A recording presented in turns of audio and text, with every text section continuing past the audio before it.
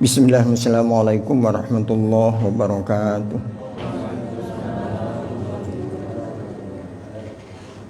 Alhamdulillahi rabbil alamin. Wasbihi nasta'inu ala umuri dunya waddin. Asyhadu an la ilaha illallah wahdahu la syarikalah. Wa asyhadu anna Muhammadan abduhu wa rasuluhu la nabiyya ba'dah. Wa la hawla wa la quwwata illa billah. Allahumma salli ala abdika wa rasulik Sayyidina wa maulana Muhammad wa ala alihi wa ashabihi wa tabi'in wa man tabi'ahum bi ihsanin ila yaumiddin, amma ba'd.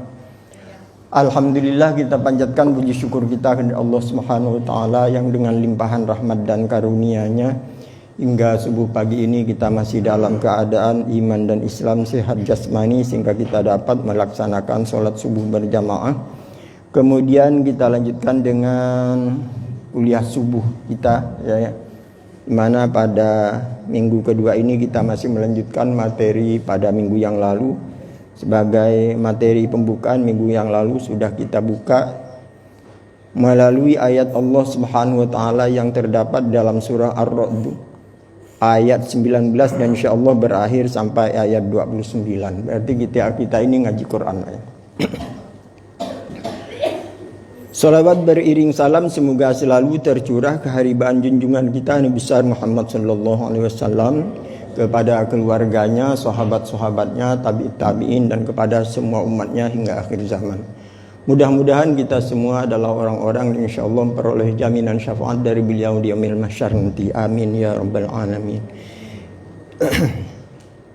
Jamaah salat subuh yang dirahmati Allah, ya. Kita melanjutkan materi kita dari minggu yang lalu, ya. Dimana minggu yang lalu baru pembukaan, Pak. Nah, kandungan ayat ini akan menyampaikan ada 7 ciri khas, ya, orang-orang yang telah menunaikan janji dengan Allah. Karena itu Allah menyukainya, Pak. Di sini bukan A'udzubillahi minasyaitonirrajim. Afaman ya'lamu annama unzila ilaika mir rabbikal haqqu kaman huwa a'ma innama yatadzakkaru ulul albab alladzina yufuna bi ahdillah wa la yanqudunal mitsaq. Itu yang pembukaannya. Jadi judulnya orang yang menunaikan janji Allah dan tidak merusak ikrar janji kita, Pak, ya. Kita masuki yang pertama, ya. Karena pembukaan udah minggu yang lalu, ini kita materi insyaallah menyambung. Yang pertama, ciri-ciri orang yang selalu menyambung hubungannya dengan Allah dengan baik atau memenuhi janji Allah Subhanahu wa taala, yaitu walladzina yasiluna ma amarallahu bihi ayyusala, yaitu orang-orang yang mau menyambung apa yang diperintah oleh Allah Subhanahu wa taala untuk menyambungnya, ya, yaitu menyambung tali silaturahim, ya. Ini yang pertama. Jadi ciri orang yang menghidupkan janjinya dengan Allah, menunaikan janji dengan Allah, syarat yang pertama menunaikan hubungan, ya. Artinya menyambung hubungan di antara sesama muslim. Hubungan yang wajib kita sambung itu ada 3. Ada 3. Yang pertama hubungan keluarga, ya. Itu yang pertama. Keluarga dari kita, keluarga dari istri kita, keluarga dari bapak kita, keluarga dari mama kita. Itu harus disambung, ya. Itu baru hubungan keluarga.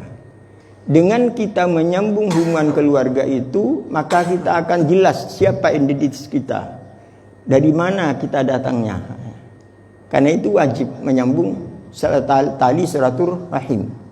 Orang, kata Rasulullah, yang suka menyambung silaturahim itu ada 2. Pertama, diluaskan rezekinya. Saya tidak akan baca hadisnya, intinya aja, Pak. Yang kedua, insya Allah dipanjangkan umurnya. Bisa panjang secara hitungan jumlah, ya.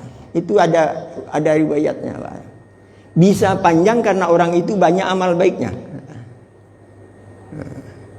Contoh, dalam bulan Ramadan ini, ya, bisa panjang kita kalau kita mendapatkan malam Lailatul Qadar, umpamanya, kan. Bayangkan lah 1000 bulan itu kurang lebih 83 tahun. Satu kali aja kita. Kalau sekarang saya umur 70 tahun, pas nanti dapat malam Lailatul Qadar tambah 83 tahun, ya. Itu berarti kan 100 lebih. Berarti panjang umur saya. Jadi bisa dua, Pak. Maksud pengertian Rasulullah panjang umur itu bisa dua. Bisa Allah berkehendak memanjangkan umur, memang ditambah. Asalnya pahamnya jatahnya 50 karena ada perbuatan baik silaturahim ya. Maka itu bisa Allah tambah. Itu ada riwayat ya. Ada seorang muadzin ya. Taruhlah kayak muadzin di masjid Baitur Rahman nih ya. Orang itu istiqomah setiap subuh, setiap waktu dia jadi muadzin. Ini ciri hikayat, Pak. Dan ini fakta. Fakta. Kemudian setelah azan di tengah malam ada seorang ulama wirid kedatangan tamu yang tidak diundang. Ngasih tahu. Karena ulama itu memang kepingin tahu apa yang dimaksud oleh Rasulullah, bisa panjang umur, apakah bertambah umurnya atau memang hanya banyak kebaikannya. Ulama itu memikirkan kandungan hadis itu. Dalam suatu wirid, datanglah tamu yang tidak undang itu kira-kira jam 2. Orang-orang soleh itu biasanya jam 2 itu udah bangun. Dalam keadaan zikir kedatangan tamu. Assalamualaikum warahmatullahi wabarakatuh. Ditanya siapa Anda? Ringkas cerita. Saya adalah malaikat maut yang sengaja diutus Allah untuk menemui Anda. Lalu keperluan Anda, apakah Anda akan melaksanakan tugas Anda untuk mencabut nyawa saya atau ada keperluan lain? Kata malaikat maut, saya hanya menyampaikan informasi bahwa besok malam muadzin di Masjid Baitur Rahman itu habis sholat isya. Kalau catatannya habis sholat isya, kalau balik ke rumahnya, itu Allah suruh cabut nyawanya. Hanya itu keperluan Anda, kata si ulama ini, iya. Waktu berjalan, malam besok sampailah. Habis sholat isya, habis sholat isya, dia sebagai muadzin pasti tetap di masjid. Habis sholat isya,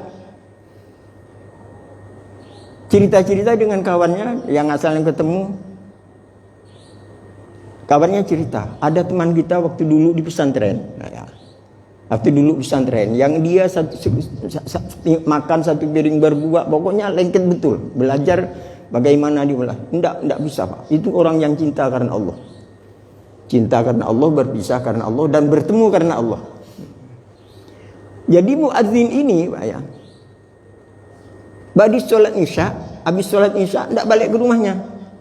Karena dengar temannya ini datang, pergi silaturahim dengan temannya yang sudah puluhan tahun tidak ketemu, karena memang kangen kan. Saking lamanya tidak bertemu, cerita-cerita sampailah menjelang sholat subuh. Ingat dia bahwa dia sebagai muadzin, wah saya harus balik ke masjid. Tidak balik ke rumahnya. Ada kiai itu yang ditanya oleh malaikat maut yang tadi dibilang habis sholat isya malam besok akan dicabut, itu heran, kok masih ada suaranya. Kalau memang dia mau dicabut kan seharusnya bukan dia yang adzan, pasti orang lain. Penasaran. Malam kedua pas jam yang sama datang lagi malaikat maut. Siapa Anda? Dengan berbentuk orang yang lebih bagus dari malam pertama. Nah, setelah ditanya siapa Anda, saya malaikat maut yang datang kemarin menjumpai Anda. Apa maksud datang ke kamu? Apa kamu akan datang denganku hanya menyampaikan berita bohong? Nah, karena yang bilangnya kan habis isya akan dicabut. Tapi kenyataannya sampai sholat subuh, zuhur, asar dia tetap azan masih. Nah, apa kata malaikat maut? Itu ada catatannya, bukan habis sholat isya. Kalau dia habis sholat isya balik ke rumahnya, Allah suruh cabut nyawanya. Tapi karena dia tidak balik ke rumahnya, silaturahim, Pak ya, sehingga Allah ditambah 35 tahun umurnya. Nah, itu hikayat dan itu masuk akal. Artinya apa? Bahwa umur itu yang ketentuan Al-Qur'an itu ketentuan fikih, Pak ya. Ketentuan istilah fikih. Karena Allah yang menentukan, Allah juga berhak mengubahnya kan. 50 tahun kata ketentuannya, tapi karena Allah yang punya ketentuan itu, SK sudah turun kan tidak berlaku SK itu, keluar SK baru ya kan. Nah, itu kan berlaku. Nah, silaturahim ini Pak ya, bisa memanjangkan dua umur. Umur karena banyak amalnya, umur karena memang ditambah jatah oleh Allah karena berbuat baik itu jelas hadisnya dan hadis sahih Pak ya. Nah, semenjak itu ulama itu yakin apa yang dikatakan oleh Rasul, bisa dua-duanya. Bisa bertambah kebaikan dengan banyak dan bisa bertambah umur secara hitungan jumlah ya. Itu yang pertama. Jadi yang pertama yang kita harus sambung adalah keluarga dekat ya. Hubungan dari kita, hubungan istri kita, keluarga istri kita. Karena apa harus disambung? Karena orang yang menikah antara suami istri itu menyatukan dua keluarga besar ya. Itu harus saling mengenal, jangan sampai tidak mengenal. Masa saya keponaan CA ya. Saya kawin dengan orang perempuan itu orang lain, bukan keluarga, bahkan suku lain kan. Dan harus saya tahu. Nah, itu hubungan. Jadi yang pertama itu hubungan keluarga. Yang kedua yang harus kita sambung adalah hubungan dengan orang soleh. Nah, orang soleh. Jadi kita dalam hidup beragama ini yang kedua harus menyambung hubungan silaturahim dengan orang soleh. Karena kita menyambung hubungan dengan orang soleh, maka yang diharapkan kita terimbas oleh kesolehannya. Nah, bahkan kalau orang-orang sufi dimasukkan itu, kumpul dengan orang soleh itu salah satu ciri khas untuk membersihkan hati. Kan tidak mungkin orang soleh cerita curi, merampok dan sebagainya. Kan tidak mungkin. Pasti cerita kesolehan. Dari cerita-cerita itu kita akan berimbas dalam diri kita. Karena itu orang soleh itu harus saling disambung silaturahim. Jadi menyambung silaturahim pertama dengan keluarga dari kedua belah pihak. Yang kedua nyambung dengan orang soleh. Ya, penting orang soleh ini karena mengharap kesolehannya berimbas pada diri kita. Yang ketiga yang harus disambung dengan para ulama. Nyambung dengan para ulama. Dan ini hukumnya wajib semua, menyambung dengan para ulama. Karena apa? Karena ulama itu adalah warasatul anbiya. Kita tidak ketemu dengan Nabi, maka kalau kepingin ketemu dengan Nabi harus bertemu dengan para ulama. Karena salah satu waris yang ada itu adalah para ulama. Yang disebut para ulama yang dimaksud di sini adalah ulama yang betul-betul mewarisi sifat-sifat Rasulullah, ilmu Rasulullah, menyebarkannya sesuai dengan cara yang disampaikan oleh Rasulullah. Karena ulama itu macam-macam Pak ya. Ada ulama yang betul-betul warasatul anbiya. Ada ulama karena nafsu. Ada ulama karena nafsu, kepengin tenar. Tidak tahu, bisa berfatwa dan yang bukan-bukan sehingga yang keluar yang tidak sesuai dengan apa yang disampaikan oleh Rasulullah. Zaman sekarang kan banyak yang model kayak itu. Jadi ulama wajib kita. Mengapa harus menyambung silaturahim dengan ulama? Karena keberagamaan kita kalau tidak menyambung dengan ulama bisa salah sasaran, bisa salah cara ibadah kita. Menganggap perbuatan itu sunnah namanya, tapi tidak sesuai dengan sunnah. Nah, ini yang tahu hanya para ulama. Karena ulama itu punya sanad yang nyambung. Tidak bisa kalau ulama itu hanya menggunakan pikirannya. Ulama itu harus punya sanad yang nyambung dari gurunya sampai nyambung kepada Rasulullah SAW. Kalau ulama yang punya sanad sambungan sampai kepada Rasulullah, ceritanya itu dipertanggungjawabkan sampai di hadapan Rasulullah SAW. Beda dengan kita hanya bisa baca buku, kemudian baca buku, lalu timbul pengertian kita sendiri berarti agama yang kita pahami itu adalah paham kita, bukan dari Rasulullah. Karena itu orang sekarang banyak sangsut Pak. Banyak sangsut. Tamat SMA, baca buku, sudah bisa beli buku, dipahami sendiri tanpa ditanya dengan orang yang betul. Sehingga pemahamannya sendiri.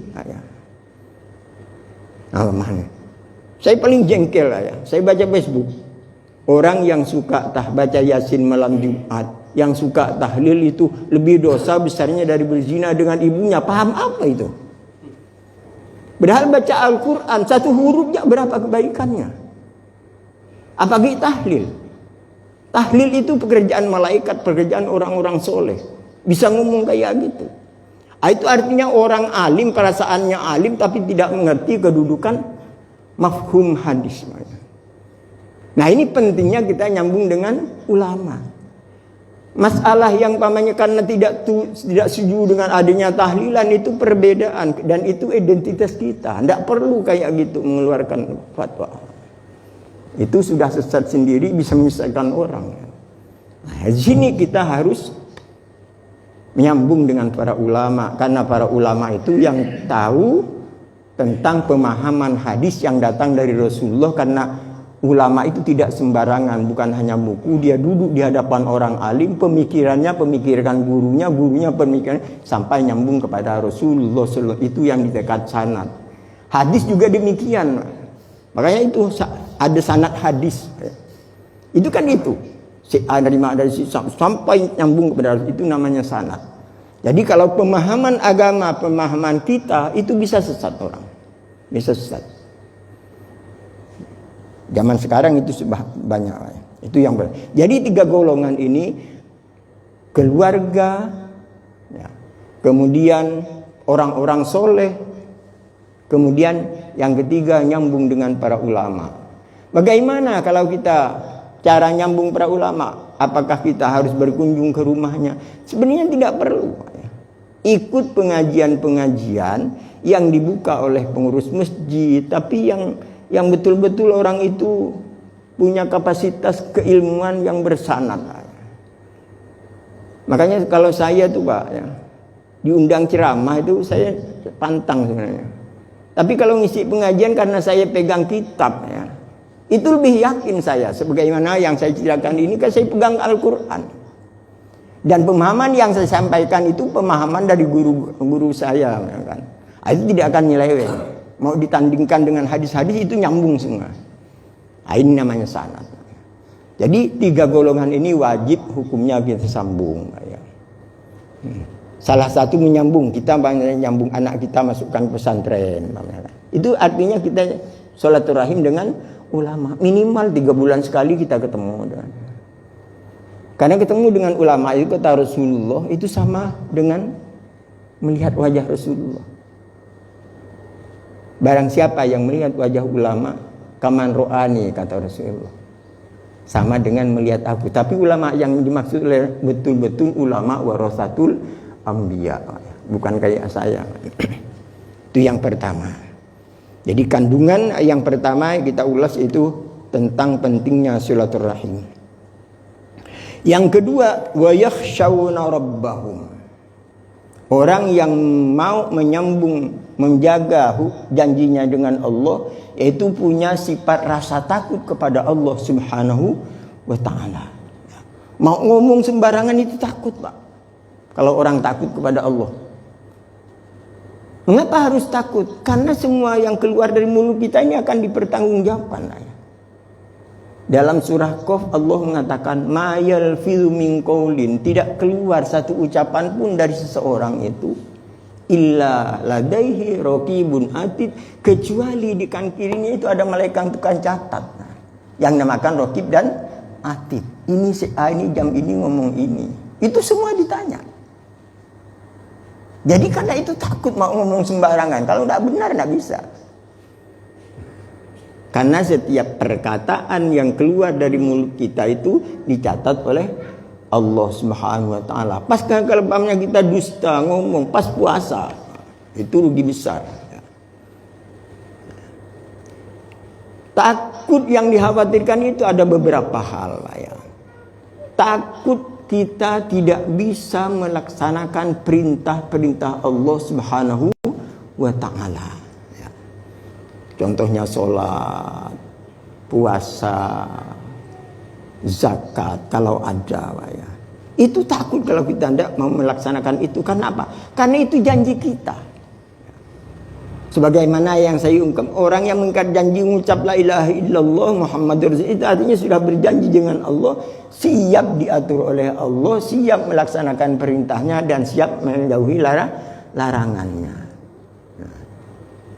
Ini yang dimaksud yakhshawna rabbahum, punya rasa takut kepada Allah. Pertama, takut tidak bisa melaksanakan perintahnya. Kalau kita tidak bisa melaksanakan perintahnya padahal kita sudah berikrar dengan la ilaha illallah, itu sangat khawatir, nanti ada risiko. Ada risiko. Kalau kita menganggap yang sudah kita janjikan seperti sholat, dianggap itu bisa merusak dua kalimat syahadat kita. Itu yang dimaksud wa yanqudunal mitsaq, orang yang merusak janjinya dengan Allah. Yang kedua, takut tidak bisa menjauhi larangan-larangan Allah Subhanahu wa taala.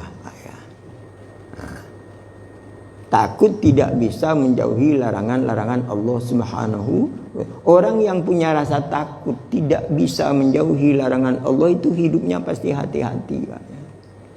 Coba Bapak dalam puasa ini kalau tidak didorong oleh iman dan kepingin takwa, pas jam 1 ya itu pas laparnya, hausnya dan sebagainya. Kalau tidak punya rasa takut dan tidak merasa diawasi oleh Allah, bisa masuk ke dapur seorang-seorang ambil air 1 gelas minum. Tapi karena puasa ini didorong oleh keimanan, memang tujuannya untuk menimbulkan rasa takut kepada Allah, kita merasa diawasi oleh Allah. Dimanapun saya diawasi oleh Allah Subhanahu wa taala. Artinya kita dengan melaksanakan itu kita sudah merasa takut ya, kepada Allah. Wa yakhshawna rabbahum. Yang ketiga, takut kepada Allah itu takut terputus dari rahmatnya. Kita ini sebenarnya tidak putus dari rahmat Allah Subhanahu wa taala. Bukan harus menjanjikan rahmat bukan hanya kesenangan dunia. Yang dikatakan rahmat, semua kebaikan yang Allah turunkan dan kita rasakan itu rahmat Allah Subhanahu wa taala. Kadang-kadang